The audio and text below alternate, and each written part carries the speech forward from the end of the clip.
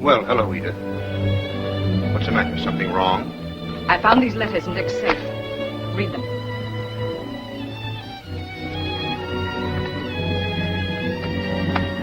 Clever woman. She doesn't sign her name. Not on any one of them? Not on any one of them. But read it. It's most enlightening.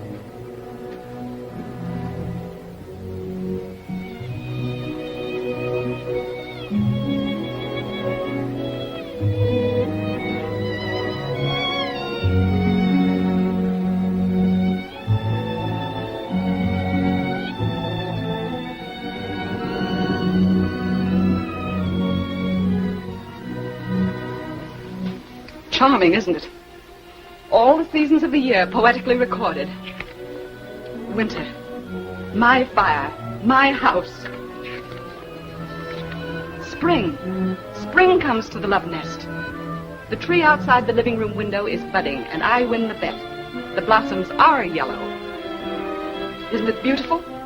Two lovers in their sylvan retreat staring at the trees. And now summer.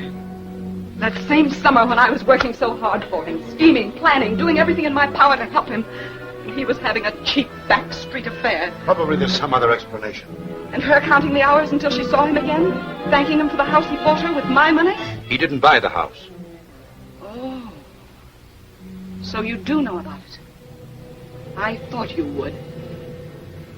Edith, I'm probably asking you the impossible. But my advice to you is to burn those letters. Forget them. Forget them? Forget that you, my own brother, let me go on living with a man who was coming to me from the arms of a common, cheap little... If you don't tell me who she is, I'll find out some other way. I'll get detectives. I'll show them these letters. You wouldn't do that. Oh, wouldn't I? I'll make her suffer. Edith. Come here.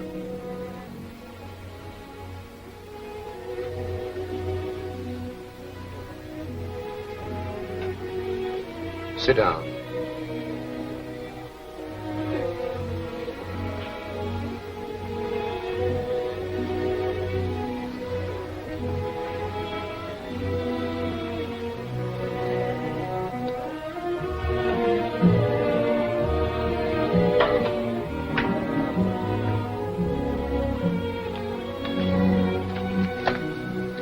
Did you ever hear the name Nora Moran?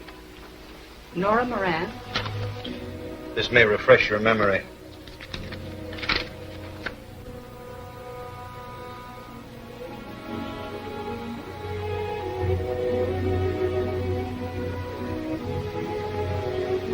What has she to do with it? That's the girl.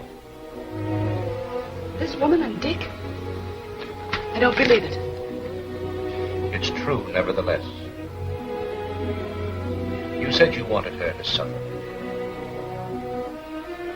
Did you ever witness an execution? Why, of course not. At 6 o'clock that night, Nora wasn't the only one walking the floor. I was in my office listening to the prison whistle. And I realized that I'd been listening to it all day. I didn't know what to think. Dick was now the governor. He promised to refuse a stay of execution. I didn't know whether he'd hold to his promise. I didn't know whether she'd stick to hers. What do you mean? What are you trying to tell me? When Dick left that night, I stayed to settle with her. I went through hell that night. One minute I knew that she was sincere. The next minute, I was certain that I'd walked into the cleverest little trap imagined. No matter how I figured, the answer was the same. If she was sincere, the plan was 1,000 to 1 shot. If she succeeded, she'd collect. If she failed, and she'd been lying, she'd talk. And faced with the rest, how did I know but what she'd pinned the actual murder onto me? It was my word against hers. And the very integrity expected of me as a public official would have thrown the balance against me if it were known that I was mixed up in it. I figured the consequences of what I'd done from every possible angle, except the one that actually happened. You know the rest of it. She went through the entire trial without a word in her own defense. Prosecuted by a man who was as guilty as she was. Sentenced to die by an unsympathetic jury, and still never a word. Well, what of it? She was guilty. Well, I certainly don't condone what you did. But it wouldn't have done her any good to drag you into it. Wouldn't have done her any good. Why, any lawyer who knew the whole story could have built up such a case for that girl that Dick would have been run out of the state. I would have been sent to prison for life, and she would have walked out of that courtroom as free as air. Why, think of the case. The girl is being kept by a man in high public office. She commits murder for him, and the district attorney turns around and helps her cover up the murder and then prosecutes her. And furthermore, the murder was not committed in this state. This state had no legal right to try her. I had no legal right to prosecute her. What difference does it make which state tried her?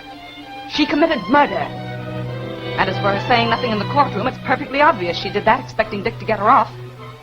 But the one thing in his favor is that he didn't let it influence him when he was faced with his duty. He had the courage and honesty to refuse to save her in spite of who she was. This state had invested him with certain powers and duties. And I'm glad that he at least lived up to that trust. Edith, are you making a campaign speech or just being a damn fool? Like most wives in your self-righteousness, you refuse to recognize any kind of love but your own. You never understood Dick. Neither one of us ever tried to understand him. He was just something that we kicked about between us to satisfy our own purposes and ambitions. We never considered whether he might want what we offered him. We simply forced him into it. You always made him feel that he was the weaker. You made him look up and be dependent upon you. Nora worshipped him. In her eyes, he was a great man. She never questioned him. She never asked for anything he didn't offer. And through her love, he attained, or I think he attained something that you or I will never experience. Edith, I want to read you a letter. It's from Dick. Sit down.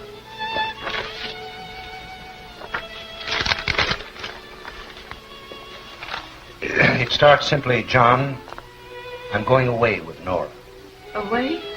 That's how he puts it. You would call me insane if you knew what had happened to me tonight. And my relating it to you may seem an attempt to justify myself. I don't know. But I ask you to visualize the early hours of the evening. It ends there. Or does it begin? I wonder.